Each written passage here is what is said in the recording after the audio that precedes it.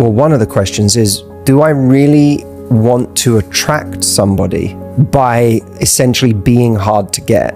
Because if I play hard to get for a long time, I won't know what their reaction is to me being just me. This one came in. I will keep this person's name anonymous because I don't know if she wants her name to be out there. So it reads, "Hi, I want you to talk about the idea that if you show interest, the other person will inevitably pull away. So it's not right to show interest, ? If someone in our past pulled away, how can I overcome the feeling of fear that when I meet somebody else who in fact shows interest, he won't pull away?"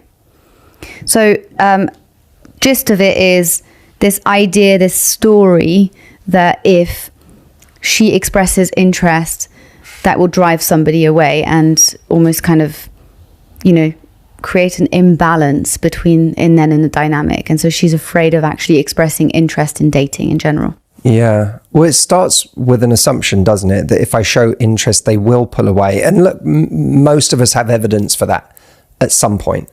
We've shown interest in someone, and the moment we started really showing interest, it felt like they pulled away. They stopped being interested. They stopped pursuing us. The question becomes, or one of the questions is, do I really want to attract somebody by essentially being hard to get? And for how long do I want to play that game? Because if I play hard to get for a long time, I won't know what their reaction is to me being just me, to me actually showing up, to me dating the way I would really like to date, where I let my guard down and where I just have fun and where I'm not constantly trying to put on some kind of performance, perfectly calibrating all the time exactly how much interest I show in someone and always keeping it just on the side of not enough, so that this person's constantly reeled in by my playing hard to get. How long do you want to do that for?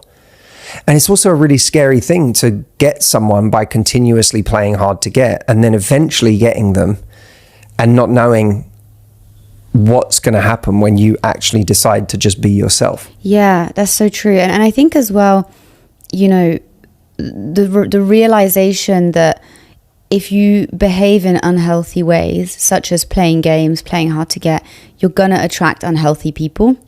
And the person who you managed to get because you were kind of hot and cold and kept them on their toes and kept them guessing as to whether you liked them isn't necessarily going to be the kind of person you're going to want to be with long term.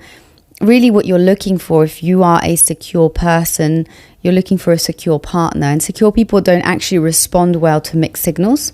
So I would also, advise looking inward and saying, is there something in me that almost believes that that's the value of relationships is when, maybe I'm also interested when people are kind of hot and cold. And so I believe that that's why other people will be interested. And I don't believe that an authentic mutual connection can really give me, it doesn't ever flourish into a real relationship. What do you say to people who say, okay, but there's obviously an amount of interest that does seem to push people away? And it does feel like in reality, there's an appropriate amount of interest to give someone, and it can easily be got wrong. A little bit like how in a breakup, when someone breaks up with another person, the person who's been broken up with may really want them back. And there is this intuitive sense that I can push too hard. I can be very, very desperate at the time of a heartbreak. There's an amount of that doesn't serve us in those moments. And most of us realize there is something about human nature that means if we try too hard or if we show too much interest, it does seem to have some kind of an effect, even in potentially healthy situations. So how do you manage, I'm curious what your thoughts are on managing that dichotomy between wanting to be authentically yourself and not wanting to show so much interest even if it's authentic, that you do push someone away who just thinks it's too much. Before we get into that, there's something I want to share. Okay, is it very personal? It is personal. It's extremely personal. If you're anything like us, you spend a lot of time at home and you spend a lot of time in pajamas and loungewear when you're at home. And what I have realized recently in the last few months is that I don't have any nice loungewear. I'm so sorry. It's okay. But I did something to correct it. I bought some really nice, comfy, beautiful pajamas. And we are so fortunate that this brand that we love has reached out to us and given us a discount code for people to use who listen to the podcast. The brand is called Cozy Earth. And you may not know this, but we use their bed sheets. I did know this. You did know this. You told me. You don't stop talking about it. But they don't just do bed sheets, they do pajamas, which is what I love the most personally. They have these really soft, buttery feeling pajamas. I sleep in them really often and they're so lovely, they're so breathable and they're so soft. And they You look sort of kinda live cool. in them. I live a little bit in them. But they do look very cool. And we just wanted to share it with you guys because at the moment you can actually get a 40% discount on any Cozy Earth item using the code LOVELIFE. And I'm telling you guys, personally, I love this brand. I really, really love their pajamas. I love their bed sheets. I am just a very big fan of theirs. And I think you will really love them too. And Mother's Day is coming up. I've already got my mum a lovely little pair of Cozy Earth pajamas. So that's done. Aren't we going to look so cute, all of us in our little matching soft pajamas? Yes. Yeah. Yes. It's going to be lovely. My mum's going to be very happy. She prizes being cozy above all else. So I went and got myself a lovely little discount on those pajamas, and you can too. Going to cozyearth.com, use our 40% discount code LOVELIFE to get that for yourself, to get a present for your mum, or, just treat yourself. Treat someone you love to these buttery soft pajamas. What this listener, expresses is something I've felt before many, many times. And to your point, I think it is a fine line and it is a kind of balance to be struck because we all have points of reference where we were very keen and all in and no games, and that actually did push somebody away. And so I'm not coming from a place of saying you need to be coming out and being all healed in order to attract a healed person, whatever. That's not what I'm saying.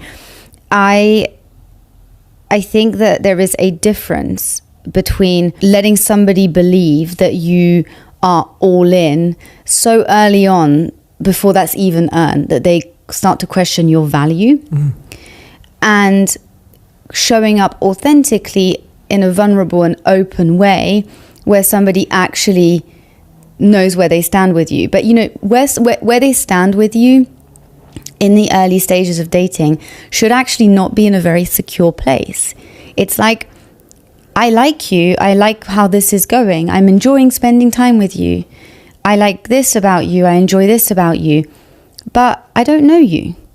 And so it's not a given that this is going to still be working for me in 3 months. But I know that right now I'm enjoying it, and I'm not afraid of expressing and showing that I'm enjoying your company. And I think, something that we all make a big mistake in when we're dating is we sort of will invest in somebody, will show our interest, and when we feel either them not reciprocating or them pulling away, we'll almost kind of either double down on it or just completely pull away ourselves because we're afraid of getting hurt. And then we're doing it as a means of getting a response from them.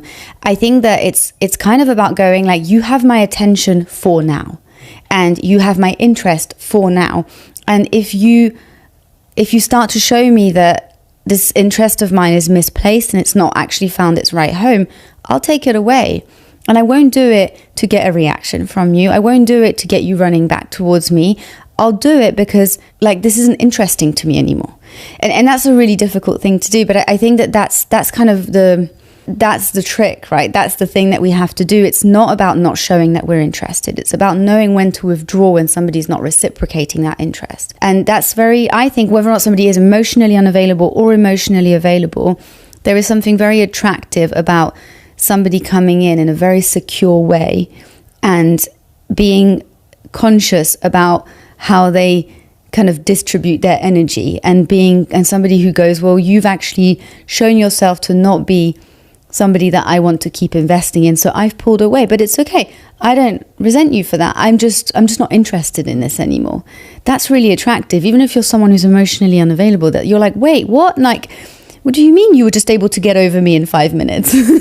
and so I think that's a more interesting quote unquote game to play than to almost be so measured and so restricted about how we come across that we're never really showing ourselves, because I think we just end up pushing secure people away, and we end up actually attracting the very people that are going to make us unhappy.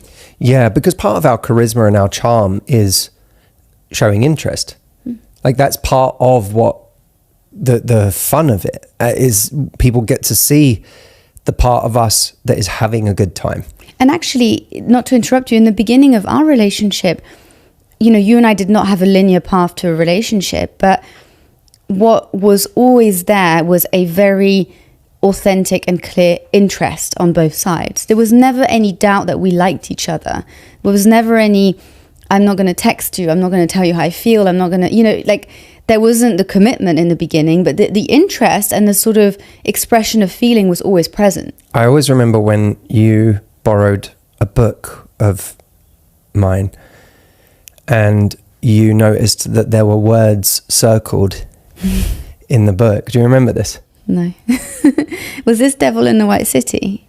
I don't know what, maybe it was, but there were words circled, and I think you realized, like, maybe you even asked me, like, what are these words that are circled? And I was like, oh, well, they're words that when I read it, I wanted to look up, because I either didn't know what they meant or because I don't use them enough. And I think you like smiled, and I was like, what? And you wrote to me in a text, nothing, it's just one of my new favorite things about you. And it stuck with me because it was always like, it's like one of those flirtatious, warm moments where you show interest, where you don't hold back interest.